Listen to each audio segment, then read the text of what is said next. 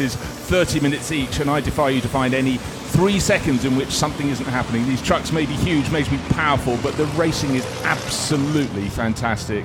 Championship leader Adam Lachko in the 55 Freightliner. Going around, and behind him is Norbert Kisch, the driver who has the flags all around the circuit with his name, either Norbert or Norby, and love signs and exclamation marks all over the flags on the motorway bridges on the way out of the capital city Budapest this morning.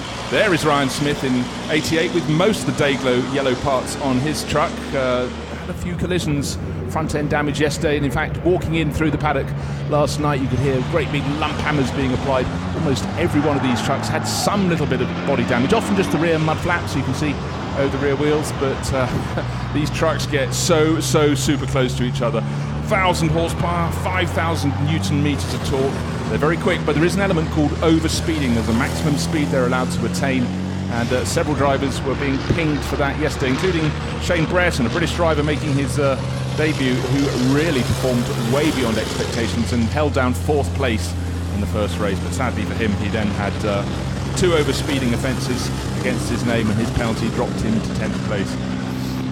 Number 15 there, Erwin Klein Nagelfort, Dutch driver in his Scania. Didn't have a lot of form and fortune yesterday. Maybe it'll come good for him today, but certainly as we look at David Rosecki, teammate to Adam Lachko, the 2 Czech racers, looking forward next weekend to their home Grand Prix, the Czech Truck Grand Prix at Most. So this part of the season, after a 6-week break since the round at Slovakia Ring, 4 races there, suddenly the races are coming thick and fast for the remainder of the season. So just a chance for these trucks to get their sighters in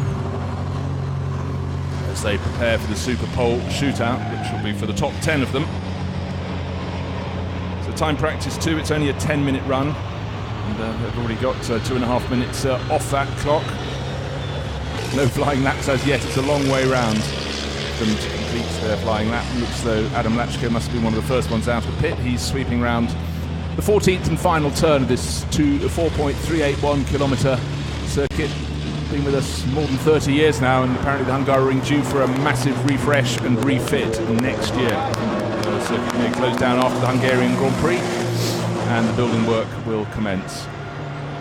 What remains of the original circuit is, well, it's almost exactly as it was, bar the problem they had out of turn 3 when they had to get around a spring that kept creeping up and making the track wet and tricky. But what we still have is the incline, the gradient change, the constant sweep of corners, and the wonderful view across the valley, just out, as I say, from the capital city Budapest. And it really is a great piece of tarmac to drive, very hard to race on, particularly if you're driving a great big truck. It doesn't leave them a lot of space, but the trucks really belied their sheer bulk. 5.3 tons they weigh, but yet they were racing them almost like hot hatches, almost like little saloons yesterday, trying to get up alongside. They push, they shunt, they shove, but by golly, do they race. So, waiting for the first flying lap to come in, Adam Lachko coming towards the end of his tour, waiting for him to slot one part. In fact, he's only part way around, he's halfway around the lap. I can now spot him in the far distance. Across the valley.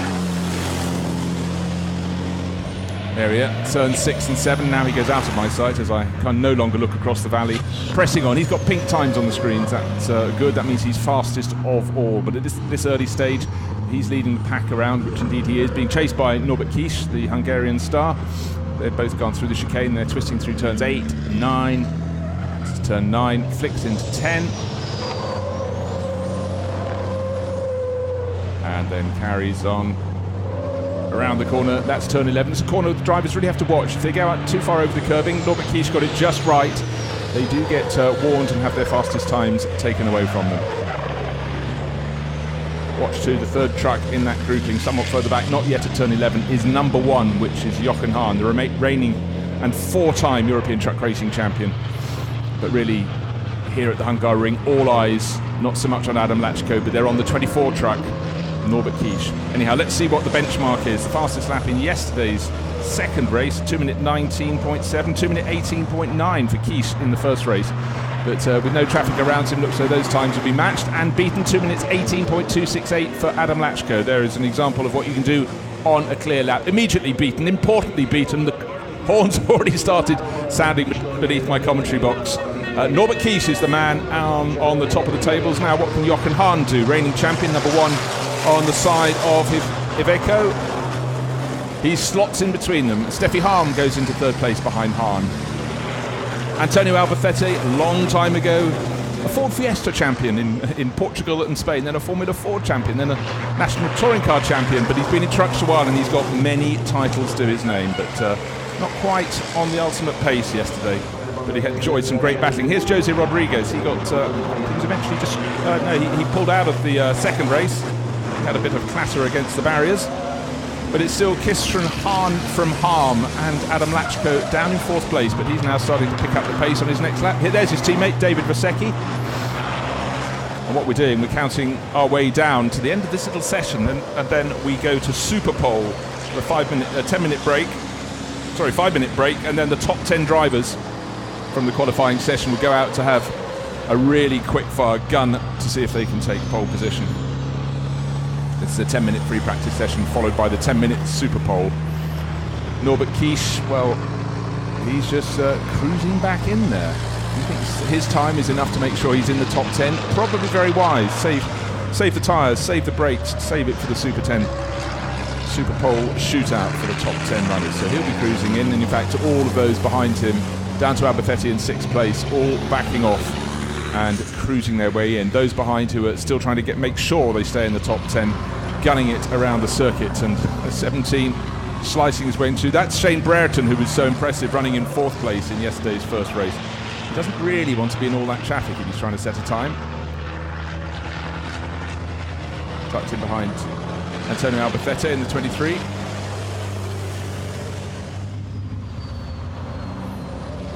Obviously the most distinctive trucks out there are the snout-nosed trucks, the Freightliners entered by Bulgaria International Racing System, Adam Lachko and David Vasecki. Number 30, Sasha Lentz, son of multiple truck racing champion Heinz Werner Lentz, champion right at the end of the 20th century, 97, 98 and 99. His father, Heinz Werner Lentz, you may well remember the name. Sasha's been racing at this level since 2013. Had a bit of a busy race yesterday, and sadly for him, he was gradually picked off in that second race and ended up back in 10th place. But he picked up a 5th place in the opening race, so the speed can be there, but the traffic got to him. And sometimes you just get pushed wide. But if anybody had problems yesterday, it was Steffi Harm, the driver who is third fastest. Everyone seemed to gang up on her, and as fast as she gained places, she'd be knocked off by those behind and would have to do it all over again. So Norbert Kisch made a little pit stop back out onto the track, and also Adam Lachko doing exactly what they need to do. 88, Ryan Smith, he's in the top 10 at the moment. 17, Shane Brereton, how good is that lap? Well, he backed off. They did a quick lap, a slow lap, but he is sitting in 5th place at the moment. Antonio Albacete is the driver who is outside the cut, was outside the cut. Number 11 has just gone past him, which is Eduardo Rodriguez, part of a father and son team with his son Jose. There's Jochen Hahn, the reigning champion, 4-time champion, cruising his Iveco into the pit. So into the final minute, and Antonio Albacete in 23, chased by the similar man of 17, Shane Brereton, trying to pick their way up the order, because in fact 23 Albacete is outside the top 10, won't want to be there. Brereton happily in it, from his point of view, in 5th place overall. So the checkered flag will come out in just about half a minute from now. So these drivers will be able to complete this lap. There'll be one more lap for Dominic Orsini, number 19. Thus far to set a flying lap, but here it comes. So he went out late, the French racer, but way off the pace there. His best lap, 2 minutes 58 seconds. The fastest lap, Norbert Kisch so far, 2 minutes 17.4. Orsini did seem to be having some problems yesterday. In fact, that lap, he vaulted up the table. Apologies to the French racer, 2 minutes 27.9. So he's 10 and a bit seconds off the pace, just outside the top 10, 11th place. Ryan Smith left it late. He's not in the top 10 yet. He's in 12th place, and he was one of the most dynamic drivers in the race, but certainly got quite a few points of contact, and in fact will be carrying a 3-place grid penalty today. The checkered flag is out. He's got to do it on this lap to get in the top 10. So Shane Smith in 88 will be put towards the back of the grid, but we've already seen him charging up from the rear of the grid in the first race yesterday. 15 still in the top 10. as we get to the dying minutes 15 is Erwin Klein-Nagelfort. Who's on the cusp? Dominic Orsini is now in 10th place overall. Antonio Albacete in 23. Down in 14th. Is this final lap good enough to get him in the top 10 shootout? Looks a pretty handy lap, certainly his best lap so far. 23 Albacete up to 6th place, immediately back to 7th because Shane Brereton went slightly faster. Brereton up into 5th. And 15 there, Klein-Nagelfort for now is in the top 10. He's just moved up to 10th place overall, looking to see who is still to finish. I think that's the lot of them. No, there's a Rodriguez coming around the final corner. 14, it's Sun, it's Jose Rodriguez. He's down in last place, 15th becomes 9th, so he goes into the top 10. And Brian Smith, he's not in the top 10, he's in 14th. This looks like a very good lap indeed. How high will it put him? 5th place, so that was like, no, here comes 42, Andre Kursim, he's in 10th, he's on the cusp. Doesn't look like a particularly quick lap. But will he stay in 10th place? Because I think we've pretty much had the lot of them. Maybe 19, Dominic Orsini has still got to complete his run. Here comes Orsini, he's moved up to 11th, he's fallen back to 14th, and this lap is his best so far, but he needs to find about 4, 5, 6 seconds. Can't see it coming as he comes out of the final corner. He's down to 15th and last position. And he stays there. So it's Kistrom Hahn, Steffi Harm in 3rd. 4th place is 55, Adam Lachko. 5th place is the driver you're looking at there, Shane Brereton, who's really making quite a splash on the FIA European Truck Racing Championship scene. Behind him, Sasha Lentz in 6th, Antonio Albacete in 7th, Ryan Smith with that late charge to 8th place, David Vasecki in the other Freightliner in 9th, and Jose Rodriguez ended up against the barriers at the side of the race yesterday, the second race. He's squeaked his way in 10th place, just ahead of Gerd Korber by mere thousandths of a second. So late charge there from 23. Antonio Albacete got the job done, as did the driver who was right behind him on the track, Shane Brereton. So there are the top 10 qualifiers. They've got to do it all over again to see who's going to take pole position for the first of today's 2 races in the FIA European Truck Racing Championship. Advantage to Norbert Kiss by over half a second, so the local crowd will be very, very happy indeed. In whichever window I look out of my commentary position, I can see fans coming into the circuit. Truck racing is huge in this part of Central Europe. Now you can see Gerd Korber was the driver who just missed out on getting into that top 10 shootout. And a driver who didn't start at all was Frankie, a Czech racer, who likes to be called Frankie rather than me murdering his name, František Vojtěšek. There's a very poor attempt. He races for the Czech truck racing team, and already the grandstand's starting to fill up. And I can say yesterday, with the track temperature at 55 degrees and the air temperature at 36 degrees, the shade over the spectators in the main grandstand was very welcome indeed. A light breeze as well kept them as cool as possible. So there's Dominic Orsini. I'm afraid he will have no further part in this. He's just got to cruise his way back to the paddock and have a little think about life before we go to the first of today's 2 truck races, which will kick off at 5 minutes past 1, half-an-hour race, and the second race will start at 4 o'clock this afternoon. So Super Pole first, of course, 10 minutes coming up, so the 5 drivers who have not made the top 10 will report back to the paddock, and the rest of them will be gathering their thoughts, getting ready to go out. Will it be 2 Super Pole victories for Norbert Kies, the local hero, or will he be toppled by one of those others tucked in behind? But with an advantage of half a second and a little bit more, no wonder the flags are out there for, that should say Norby, if it's unfolded. He really is a huge draw here in Hungary, and the paddock absolutely rammed with truck displays. Big business here, and I must say I was very, very impressed with the racing. Some of it slightly robust yesterday, but never less than spectacular. So is it going to be 2 poles in 2 days for Norbert Kies? Gerd Korber going back in, and behind him Andre Kursim. Very short break. It takes a while for these trucks to get wound up around their laps, but they have to get under the 2 minutes 20 to be in the mix, which is about 40 seconds or thereabouts off, the quickest one's 35 seconds a lap down on a very good GT3 pace around here, but so powerful, and their grunt out of the corners absolutely phenomenal. So The day is getting brighter and brighter here at the Hungaroring for the FIA European Truck Racing Championship. 2 races today, but before that, of course, we have a Super Pole. Who's it going to be? Is it going to be Norbert Kies? Will it be... Well, he's not his arch enemy. He's the championship leader, Adam Lachko. But I would say when they've been out on the track together, Kies does seem to have the advantage on home ground.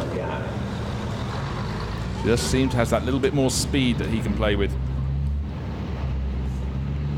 in his Team Tank Pool 24 Racing Mercedes. But majority of the trucks are MANs, a few Mercedes, a smattering of Freightliners, an Iveco or 2. Other points in the championships, we've had the odd Scania and Renault as well. Team VTR, the Portuguese team, they brought their Renaults out at the Nürburgring. But we have 16 trucks here today, and certainly more than 16 fans, I can guarantee you that. So the top 10 going out on in the order in which they finished that first session. So Norbert Kies will be the driver who has the advantage. There he is in number 24, going around turn 1, the little kink they have to negotiate on the run down to turn 2. You can see him wiggling around just that little bit, get that heat back into the tyres. Of course, with 5.3 tonne curb weight, there's a lot of energy being put down through the rubber. Jochen Hahn running around in second place. I must say Jochen was super consistent, as you'd expect of a multiple truck racing champion, through everything he did. Steffi Hahn got in the wars a little bit yesterday, but really just through sheer bad luck, she forced her way up to third place in the second race. That was good, and from there on, if there was an incident, she seemed to be on the outside, getting out of the way of other people's incidents, and kept on losing ground, kept on fighting her way back. So she really deserves, the sheer effort, a much better result today. Championship leader Adam Lachko, and behind him Shane Brereton, number 17, who's really gone very, very well indeed in his self-run MAN truck. That's turn 4, turning into turn 5. Turn 4, a really quick, tricky corner. Not a very clear entry for the drivers, but if you're in a truck, you're sitting up so much higher, so you can see a lot more than those sitting low in racing cars. When you come up the crest of the hill there, you have to flick the cars to the left, then get them into position for turn 5. So as the trucks start to wind themselves up towards speed, they're all keeping it quite gentle at this point. They know there's a certain amount of life in these tyres that ought to be good for some distance, but their sweet spot is only for a couple of laps, I would suggest. Their sweetest sweet spot for qualifying. There's Antonio Albacete, right behind him David Vasecki. David, the European Truck Racing Champion in 2008, 2009, does his racing now in China. So it just shows the international appeal of truck racing. And I'll give you a little rundown on the points at the moment, because it's 25 points for a win, and Adam Lachko now has a lead over Jochen Hahn of, do the maths, 43 points, and Hahn and Kies are exactly equal on 159 points each. Steffi Hahn on 151, Albacete on 114. So Lachko has a big advantage, but the advantage right now out on the circuit as he starts to wind it up through the final corner is the driver at the front of the queue. He was fastest in the time practice, therefore he's going first in the Super Pole. And it's Norbert Kies. The klaxons are going as he roars past the main grandstand. Gosh, the crowd really, really getting into it. Honking, clapping, screaming. Norbert Kies, just the start-finish straight, starts to dip down towards turn 1. And he, of course, will be sitting very high in the cockpit as he gets down to turn 1. Heavy braking. You can see the tails of the truck do want to start wagging. It's about keeping those under control through the double apex turn 1. Then you've got the little kink as Kies goes just wide over the curves, but all very, very tidy and smooth. These trucks can get sideways, but the key is not to let them do so unless it's in the heat of racing. If you're trying to go for a quick lap, keep it smooth. Very tidy line through turn 2. A lot of drivers run wide out of turn 2, then can't get it back across the track before turn 3, down to the lowest point on the circuit, and now the track starts to rear up, and up the hill comes Norbert Kies to turn 4. Wonderful low camera angle there, and then we'll follow him round over the curbs. He is so controlled. This is a really smooth lap. A lot of the trucks were going out over the curbs there yesterday. A lot of the cars yesterday in the car racing were doing just that. But Norbert Kies is a driver who clearly knows this circuit well, clearly loves this circuit, and pressing on very hard indeed. He knows this from racing. He was a national Renault Clio champion, a national Seat Leon Cup champion, and a national Suzuki Swift champion. So he's used to driving small cars around the Hungaroring, but now it's big trucks that are the bread and butter of Norbert Kies' career. Pink on the screen means Adam Lachko was fastest through the first sector. Pink on the screen last time around on the warm-up in the second sector was Ryan Smith. but we're waiting to see who's going to set the fastest overall lap. Adam Lachko still best through that first sector of the top 10. Yep, he claims the prize in sector 1. Who's going to be fastest? Well, so far, fastest through sector 2 is Norbert Kies, but he's the only one to have completed sector 2. Now the next two trucks have as well, and he's still the fastest through sector 2. Norbert Kies, 5 minutes until the checkered flag will fall. He's going to be going all out through turn 13, trying to keep it neat and tidy, because then you've got the climb up the hill to long turn 14. This final corner, puff of brake smoke there through the final corner. And I must say, such a smooth driver, Norbert Kies, out on his own at the front. But will he be out on his own in terms of time on the clock? Time in the clock, 2 minutes 17.508 seconds. Is that going to be challenged? Not by Steffi Harm. She goes second. She's almost almost 7 tenths down. Jochen Hahn only third fastest at the moment. Adam Lachko goes into second. He's 6.649 of a second in arrears. So that lap by Kies, particularly the second two sectors where he was fastest of all, looking very strong indeed. Shane Brereton into fifth, and Sasha Lentz into sixth. Albacete getting the tail swinging around on his man truck through the final corner. That might not have been the best exit, but it's good enough to move him ahead of Brereton into fifth place in this super pole shootout. Here comes Ryan Smith. It's Dayglow.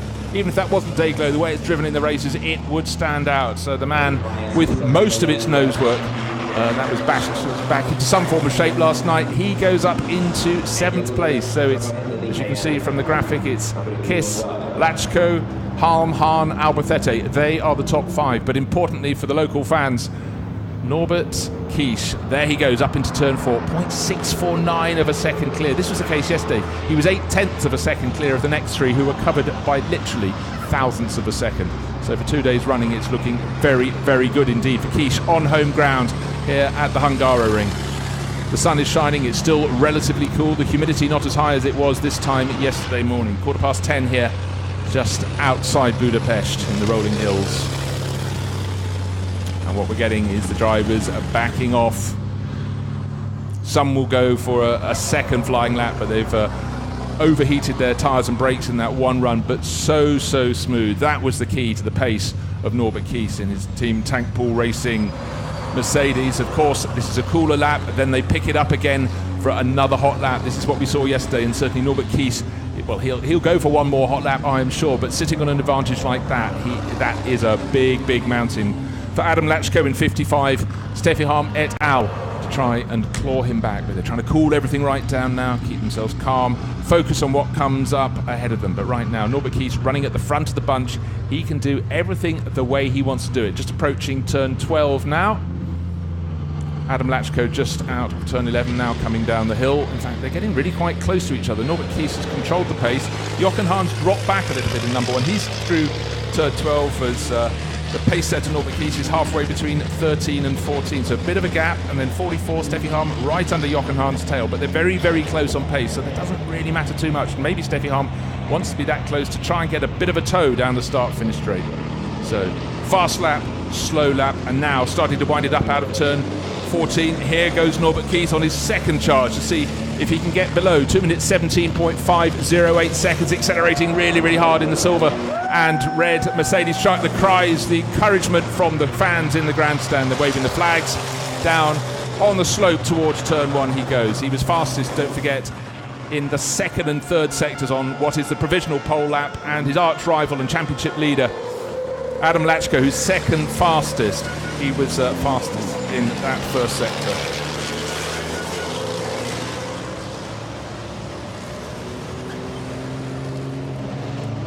So again, trying to keep it neat, keep it tidy. Norbert Kies down through turn 2, slightly wider turn than he made at his first flying lap. Jochen Hahn, Steffi Harm has dropped back a little bit off Jochen Hahn to give herself the space in the 44, the blue 44 truck. And Sasha Lentz running fourth in that queue in the number 30 truck. Behind him, Shane Brereton. Jochen Hahn improves his first sector time. Norbert Kies does not, but the advantage for Kies seems to be in the second and third sectors. Steffi Harm in 44, she has improved on that first sector time, as has Shane Brereton, but not Norbert Kies. But don't forget, he's 0.649 of a second Better than all those behind on that first flying lap, and that is a big, big challenge for Adam Lachko et al. Waiting for Adam's time to come in. He hung right back. He is only just now completing his first sector on the approach to turn 4. There he is, beautifully picked up, and yeah, no, it's not his best, but it's right in the ballpark, because he was the best through that first sector. In fact, he's still quicker than all of the others on this lap through that first sector, but just not as good as his first flying lap at that point in the circuit. Norbert Kies, there or thereabouts. He's about a tenth and a little bit more down on his best first sector time, but still better than all of those who are giving chase. Out over the curb. Gosh, look how much dust is out there in the curbing as Adam Lachko takes a wide line. That was through turn 8. He's now in turn 9. And here down to the final corner. It doesn't look as though there's going to be improvement. It looks as though Kies's mark of 2 minutes 17.508 seconds is going to be untrammeled. How close is he? I think he'll be under 2 minutes 18. Let's just have a look. Can he manage that? Oh, well, he's gone faster by 5/1000. So that was a case of a slightly better first sector than he'd done before. No, there or thereabouts. I think he just joined the lap together rather better. So he shaved off 5/1000. So his advantage now out to 0.654 of a second. Adam Lachko is the one who's going to be able to try and challenge it. He'll be the next one through, because 4 other trucks, Jochen Hahn, Steffi Harm, Sascha Lentz and Shane Brereton, have not improved enough to go past him. Through the final corner now, out of the final corner, past the very patriotic green, white and red Hungarian national colours on the curbing at turn 14. Here comes Adam Lachko. Surely he'll improve. Yes, he does improve, but he brings the gap down to 0.322 of a second. He hasn't toppled Kies, just waiting for the final few trucks to come through. Albacete unlikely to do a great deal better. No, he doesn't. He stays in 5th place overall. 2 more trucks to come. Here's one of them, Ryan Smith. In fact, he's the last truck, because Jose Rodriguez has just crossed the start-finish line, and looks like no improvement from Ryan Smith, because he's his middle sector was really not very quick at all. So as you can see, he's not exactly accelerating out of the final corner, but his time from his first flying lap still good for 8th position. So there we have our grid for race 3. It will be Kies at the front, from Lachko, from Hahn. I wish these two would be separated by more drivers. Albacete, Lentz, Brereton, Smith, 2 British drivers together on row 4. And Jose Rodriguez and David Versecki, they are the top 10. So 2 days, 2 poles for Norbert Kies, 1 win yesterday and 1 massive disappointment. Can he make it 2 wins today? His win yesterday was actually his 54th at this level at the European Truck Racing Championship. So if he can go home with 56, there will be some very, very happy people in the grandstands.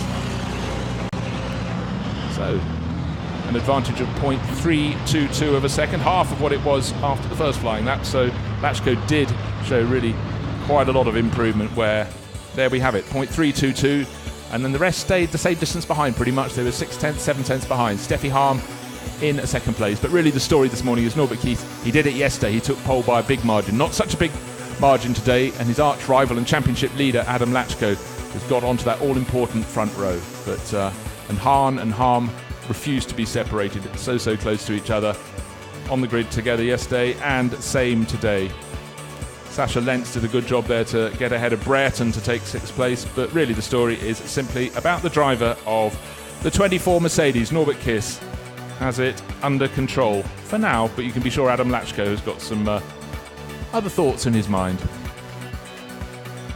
And the rest of the truck just now reporting back to the paddock. But the driver who was disappointing probably in that session, the most disappointed, was down in 8th place overall. Ryan Smith, we saw great speed from him and some feisty battling, but he has ended up down in 8th place.